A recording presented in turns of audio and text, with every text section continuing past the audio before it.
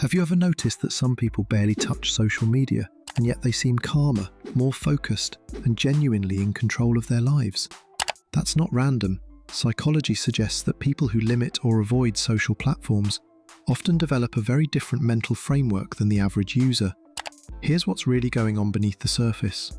First, they build their confidence from within. Most people are used to quick hits of validation, likes, comments, shares, that trigger dopamine and create a subtle dependence on approval. But those who stay off social media don't rely on that loop. Instead, their sense of self-worth comes from personal standards, not public reaction. Their confidence is steadier because it isn't tied to notifications. Second, they tend to have stronger attention control. Social media is designed to fragment focus, endless scrolling, short bursts of content, constant switching. Over time, that trains the brain to crave distraction. People who avoid that environment often maintain a longer attention span and a deeper ability to concentrate. Their minds aren't constantly pulled in different directions, which also helps with emotional balance. Third, they prioritize real human connection. Rather than interacting through filtered photos or curated updates, they invest more energy into face-to-face conversations and meaningful relationships. Psychologically, this builds stronger emotional intelligence because they're engaging with real cues, tone, body language, presence, instead of edited versions of reality.